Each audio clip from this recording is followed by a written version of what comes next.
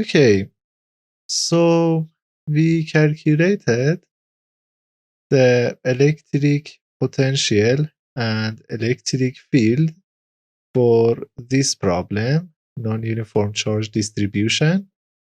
This is our MATLAB code, and if I run the code, you can see the analytic solution and finite element solution that we calculated. If I set number of elements equal to 1, you can see this answer equal to 2. This is the answer. So, like before, we can do error analysis, right? We can calculate area error, percent error, or L2 norm error. So let's calculate error for quadratic mesh elements and compare with linear mesh elements. So you can see this table here, and when number of mesh elements is equal to 2, this is numerical percent error. And as you can see, this error is really low in compared with linear mesh elements, right? Here, when number of elements is equal to 5, this error is high. Even this is for uniform charge distribution. Okay, so you can see how quadratic mesh elements are good enough for calculation of the electric potential. And as you can see here, when we double number of elements, we can reduce this percent error effectively, right? So if I write here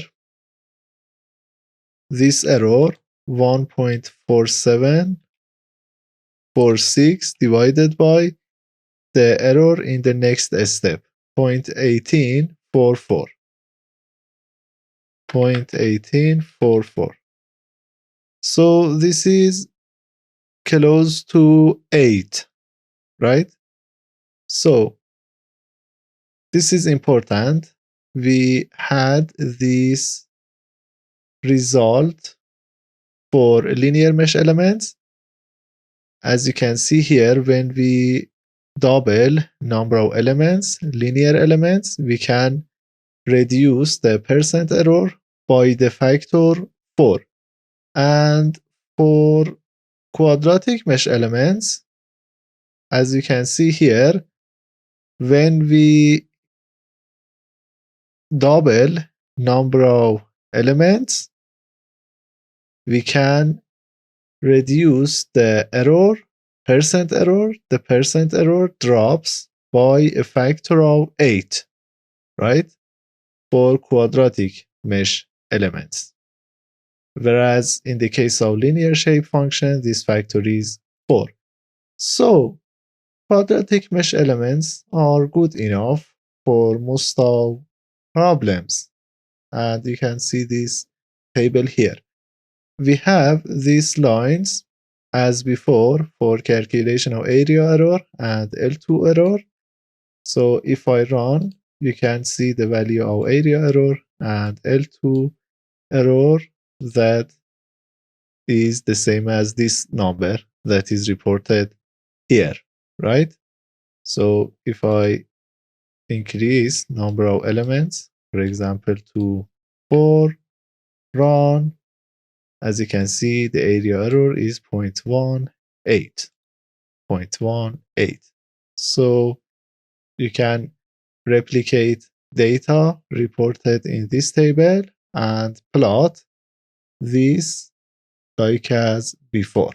So you can see the convergence history of the method. So also you can see as reported here, when we use 20 quadratic elements, the percent error is around 10 to the power minus 3. While for linear mesh elements, when we have 20 linear shape functions, the percent error is close to 1, right? So you can see how much difference we have between linear mesh elements and quadratic mesh elements. So here we had the exact answer. So we will be able to calculate this error. But what we should do when we don't have the exact solution? We can use this concept, total energy. As you know, for this specific problem, we have a corresponding energy, right? So this energy is stored in the electric field. So what is the value of this energy? So here, if I set uniform charge distribution and press OK and run this simulation, okay, and this is the electric potential and this is the electric field. So what is the volume electric energy, WE? Is, we know it is equal 1 divided by 2 epsilon 0 e to the power 2, the amplitude of E, right? This is volume energy. And total electric energy is this volume energy times the volume. Okay? So we should be able to calculate total energy stored in the solution region, in this region. Let's check. In results, solution data, this is the total electric energy. Here you can see the value, right? Almost the same. We consider it a really low number for electric energy error. So let's check if we can calculate this number, total electric energy. This is electric field, and let me change this function y, ex to the power 2, apply trace, right? So this is ex to the power 2, and now I want to calculate the average value. The average value is 836. So I can write total energy. Total energy is 1 divided by 2 times epsilon 0 times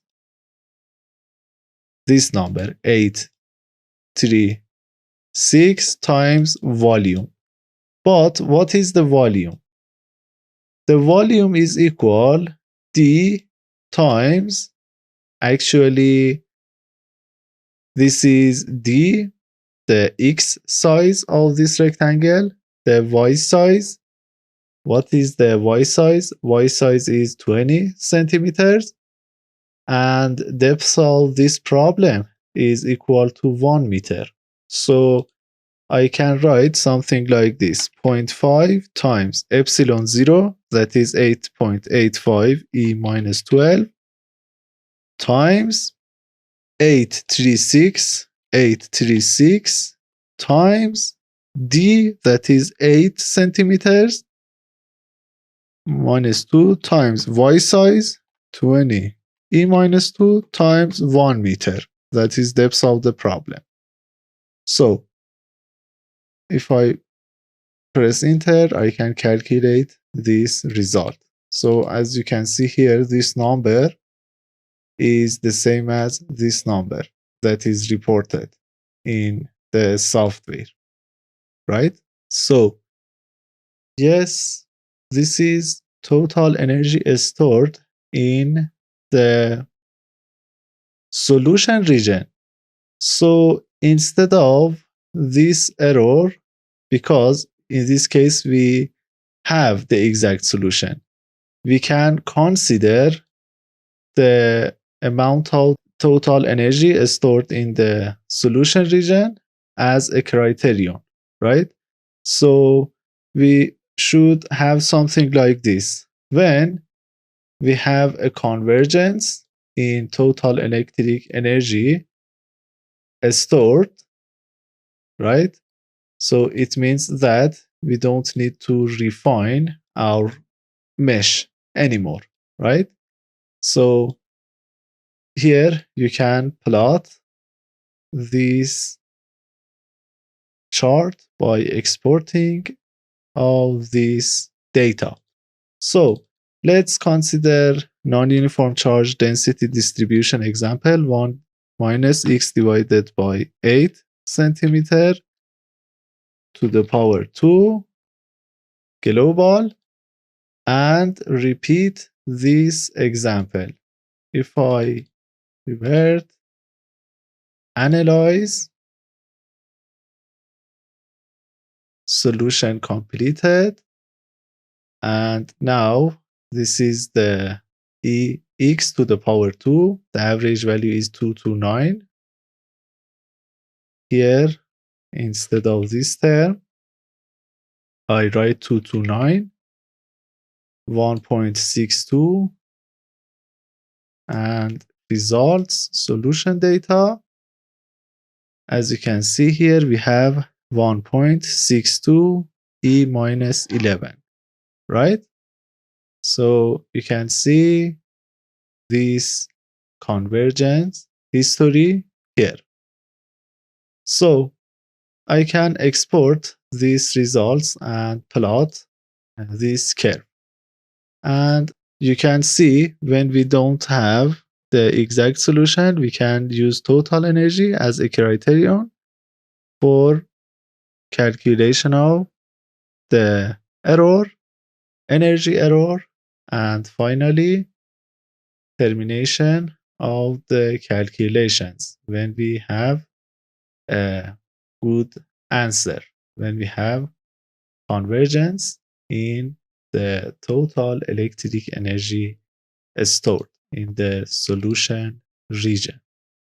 So you can do the same process for cubic mesh elements, but because this is pretty the same as linear and quadratic mesh elements that we did, you can do this as your practice.